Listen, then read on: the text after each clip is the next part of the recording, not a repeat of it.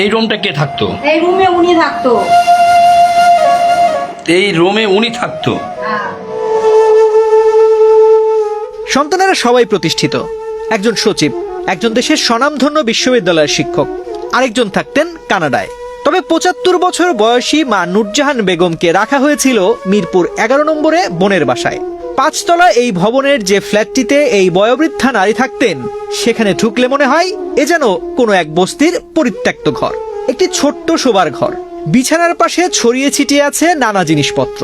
এই ঘরেই মরে পড়েছিলেন নূরজাহান বেগম। এই রুমটা কে থাকতো? এই রুমে উনি থাকতো। এই পরিবেশে মানে আপনি কিভাবে থাকতেন? এটা একটা আমরা লোক দিয়ে পরিষ্কার করাইছি, তারপর কুরবানিতে একটু এলোমেলো হয়ে গেছে। এই পরিবেশে তো একজন মহিলা একজন মানুষ থাকতে পারে না। মায়ের প্রতি সন্তানেরা এতই উদাসীন ছিলেন যে কবে তিনি মারা গেছেন তাও জানেন না কেউ। দর্শীদের ধারণা, মৃত্যুর পর কয়েকদিন ধরে লাশটি ঘরের ভেতরেই পড়েছিল। রোববার 999-এ ফোন করে পুলিশকে খবর দেওয়া হলে তারা মরদেহ উদ্ধার করে। লাশটা হচ্ছে মিনিমাম ৭ থেকে ৮ দিন আগে মরে গেছে।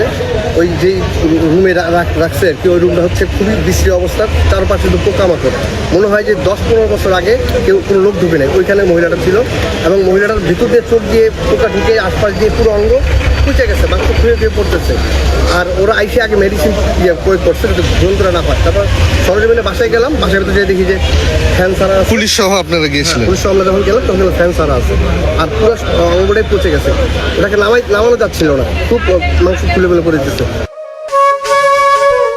যে ফ্ল্যাটটিতে নূরজাহান বেগম থাকতেন তার প্রতিটি কক্ষই নোংরা ও অপরিচ্ছন্ন। দেখে মনে হয় দীর্ঘদিন পরিষ্কার করা হয়নি। রান্নাঘরের অবস্থাও অস্বাস্থ্যকর। আরেকটি কক্ষ ব্যবহার করা হচ্ছিল স্টোর রুম হিসেবে। সব মিলিয়ে একজন বয়স্ক মানুষের বসবাসের জন্য পরিবেশটি ছিল অত্যন্ত নাজুক। মায়ের প্রতি সমাজে প্রতিষ্ঠিত সন্তানদের অবহেলার এই চিত্র দেখে ক্ষোভ প্রকাশ করেন এলাকার মানুষ। তার এক ছেলে হচ্ছে সচিব খুলনা থেকে, আরেক ছেলে হচ্ছে আপনার আশিকুর রহমান ভোটের শিক্ষক, আর যে ছেলেটা মার্কেটিং করলো সে কেরালায় থাকে। তাহলে তারা একটা ভালো একটা পরিবার, তাদের পরিবারের বাপ মার প্রতি এরকম দরকার থাকবে কেন? আর বাড়িটা তাদের নিজেদেরই?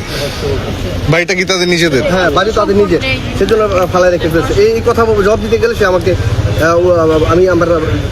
আমার রোশানলে পড়েছেন। আর যে মহিলা এখানে থাকে সেও মানে বাসা ঘরের যে অবস্থা, মেন্টালি সিক বলা যায়, মেন্টালি সিক। এরাই আমাদের সুশিক্ষিত সমাজটাকে কলুষিত করতেছে। এদের থেকে মুক্তি মানে পেতে হলে, ত্রাণ পেতে হলে এদেরকে একটা